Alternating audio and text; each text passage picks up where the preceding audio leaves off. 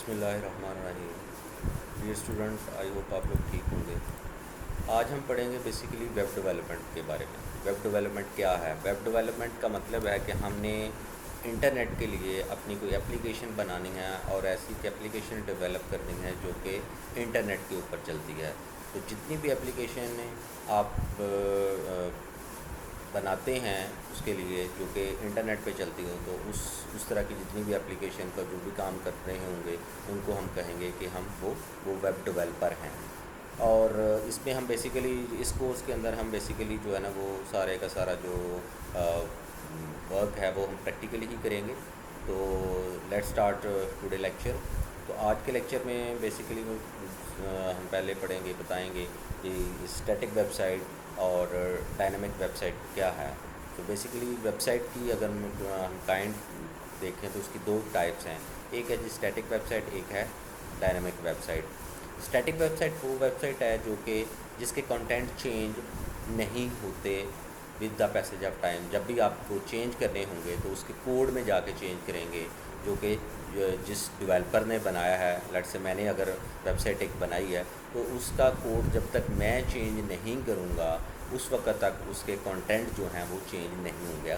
जब मैं कंटेंट की बात कर रहा हूँ तो कंटेंट का मतलब है कि उसके ऊपर जो कुछ भी नज़र आ रहा है, लेट से जैसे कि यहाँ पे ये वेबसाइट अगर मैंने जंग डॉट डॉट डॉट पी के खोला हुआ है तो इसके ऊपर ये जो भी चीज़ें लिखी हुई हैं ये सारी की सारी उस वक्त तक चेंज नहीं होंगी जब तक जाके मैं आके कोड के अंदर जाके चेंजेस नहीं करूँगा।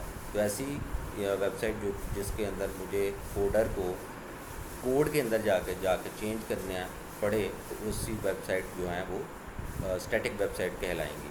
और जो वो वाली वेबसाइट जो कि यूज़र एंड पे चेंज हो सकें, उसके साथ में हमने कोई डेटाबेस अटैच की हो, तो वो वाली वेबसाइट आपकी डायनामिक वेबसाइट कहलाएंगी।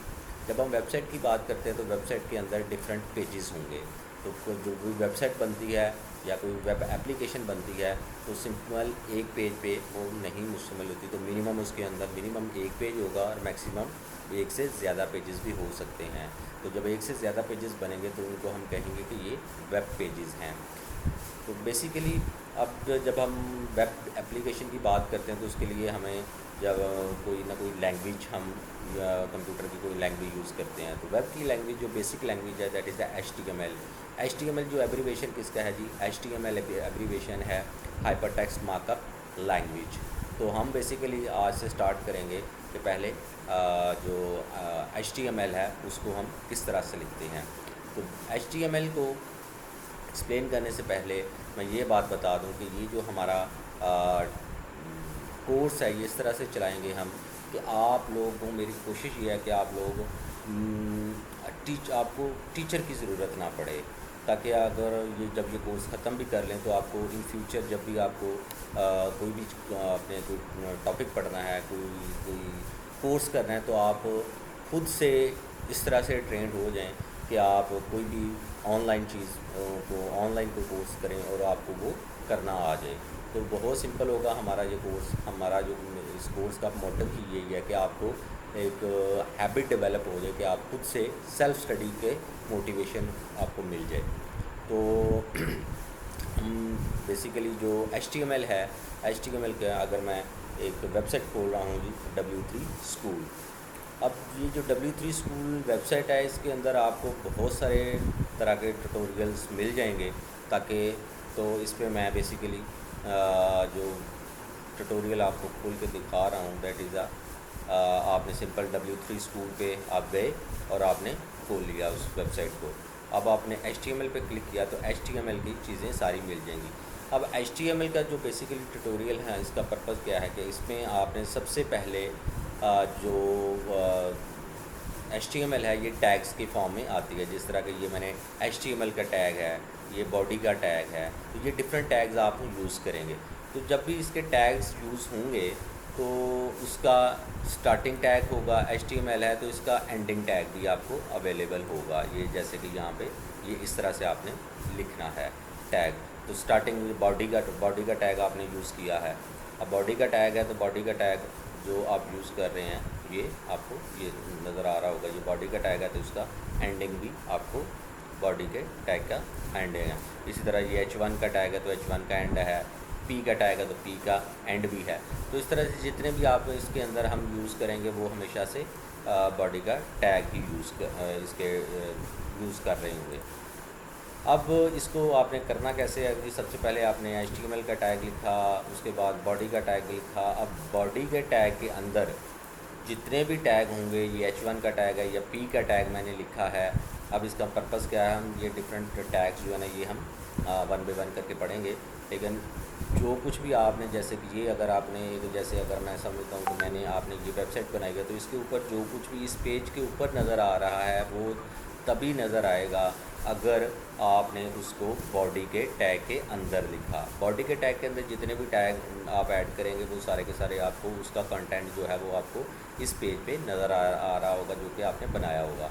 अब बॉडी के टैग के ऊपर भी कुछ टैग आप लिख सकते हैं, जैसे कि लेट से मैं कहता हूँ कि मेंशनिंग टाइटल का टैग TITLE टाइटल, और इसको आपने क्लोज़ किया माई पेज, और इसको हमने क्लोज़ कर दिया टाइटल के पेज से। ये जब आपने ये कर लिया, ये सारा कोड लिख लिया, तो इसको आपने फाइल मेन्यू में जाना है, सेव पे जाएंगे तो इसको आपने सेव कर लेना है। ये ऑलरेडी सेव हुआ है तो अगर आप सेव एज़ पे जाएंगे तो आपको ये पता होना चाहिए कि किस लोकेशन पे आपने इसको सेव करना है। लेट से आपने कहता है कि मैं डॉक्यूमेंट के अंदर सेव करता हूँ या डेस्कटॉप पे सेव करता हूँ, तो डेस्कटॉप पे आपने इसका नाम रखा फर्स्ट डॉट, फर्स्ट के बाद डॉट लगाना है। वो आप फर्स्ट भी नाम रख सकते हैं, कुछ भी नाम रख सकते हैं, ये आपकी अपनी मर्ज़ी है। तो लेट से मैं फर्स्ट ही रखता हूँ डॉट, तो इसकी एक्सटेंशन आपने HTML देनी है, ठीक है जी। अगर इसके अलावा कोई और एक्सटेंशन देंगे तो वो काम नहीं करेगा। HTML देनी है या HTM देनी है, ठीक है। इसको आप सेव कर दें। जैसे ही आप सेव करेंगे तो ये पूछेगा कि जी किस लोकेशन पे आपने सेव किया, ठीक है जी। वो कहता है कि ऑलरेडी एग्जिस्ट है, मैं इसको कहता हूँ जी दोबारा से उसी को रिप्लेस कर दिया। रिप्लेस का मतलब है कि उसी को आपने चेंज कर दिया, तो मैंने सेव कर दिया। अब जैसे ही आपने सेव किया है तो अगर आप डेस्कटॉप पे जाएँ तो आप देखेंगे ये मेरा फर्स्ट का आ गया है। तो अगर ये जो भी आइकन बन गया, अगर ये सम टाइम आपका इस तरह का भी आइकन बन जाएगा तो आपने इसको ओपन करके और राइट क्लिक करके ओपन विद करके आप किसी भी ब्राउज़र के अंदर, अब ब्राउज़र क्या है, ब्राउज़र एक ऐसा एप्लीकेशन होगी जिसके थ्रू आप अपनी वेबसाइट्स या वेब एप्लीकेशन सारी की सारी आपकी हमेशा वेब ब्राउज़र में ही खुलेंगी। हम इसको ओपन कर लेते हैं। अब जो कि देखिए कि मैंने उसके अंदर लिखा था, एक टैग लिखा था H1 का टैग का मतलब है कि इसको आपने माई फर्स्ट हेडिंग लिखेंगे तो ये इस तरह से आपका लिखा गया। इसी तरह से आपने P का टैग है तो पैराग्राफ अगर आपने लिखना है तो उसके लिए आपको P का टैग लगाना पड़ेगा। हेडिंग आपने लगानी है तो जितना बड़ा आपने हेडिंग लगाना है तो बड़ा हेडिंग लगाना है, H1 का लगाना है। H2 आप अगर आप यहाँ पे एक और मैं टैग लगा देता हूँ H2 और यहाँ पे मैं लिख देता हूँ माई सेकंड हेडिंग और इसको पे मैं क्लोज़ कर देता हूँ, ठीक है जी। आपने क्लोज़ कर दिया और इसको फाइल पे जाके सेव कर दिया। सेव कर दिया तो आपने यही वाला पेज था जी, मैंने ऑलरेडी खोला हुआ है जैसे कि आपको नज़र आ रहा है कि वही वाला पेज था। अब देखें इसके अंदर हमने डाल दो कि यहाँ पे सेकंड हेडिंग डालता था माई सेकंड हेडिंग, लेकिन यहाँ पे आपको नज़र नहीं आ रहा सेकंड हेडिंग। ये क्यों नहीं नज़र आ रहा है? जब तक आप इस पेज को रिफ़्रेश नहीं करेंगे तो ये वो आपको यहाँ पे चेंजेस नज़र नहीं आएंगी। तो आप इसको रीलोड करें, यहाँ पे क्लिक कर सकते हैं, या आपके पास शॉर्टकट की है F5 तो उसको भी क्लिक करेंगे तो ये हो जाएगा। जैसे मैं करता हूँ तो ये देखें जी माई सेकंड हेडिंग। अब ये माई सेकंड हेडिंग और माई फर्स्ट हेडिंग दोनों में फ़र्क है, इनका जो फ़ॉन्ट का फ़र्क है, फ़ॉन्ट के साइज़ का फ़र्क है। तो इसी तरह से आपकी ये डिफरेंट तरह की हेडिंग है, H2 है, H3 है, H4 है, H5 है, H6 तक ये चलते हैं। सारे के सारे टैग आपने इसी तरह से लगा लेने हैं। लेट्स से जी मैं आपका H3 लगा देता हूँ। ये मैंने Ctrl+C किया, Ctrl+V किया, यहाँ पे मैंने चेंज कर दिया 3 कर दिया, और इसी तरह से मैंने इसको भी चेंज कर दिया 3 और इसको मैंने सेव कर दिया। सेव पे आप फाइल पे जाएंगे, सेव करेंगे, सेव हो गया। अब दोबारा से यहाँ पे देखें H3 तो नहीं आ रहा, लेकिन आप यहाँ पे जैसे करेंगे तो ये एक और हेडिंग आ गया। अब ये वाला सबसे बड़ा हेडिंग है ये। तो ये जो दो टैग हैं आपके H1 का और P का, ये वाला टैग आपका यूज़ होगा for heading and for writing the paragraph. So I hope कि आपको यहाँ तक समझ आ गई होगी। इंशाल्लाह अगली जो प्रैक्टिस है वो नेक्स्ट लेक्चर में करेंगे डिफरेंट टास्क की।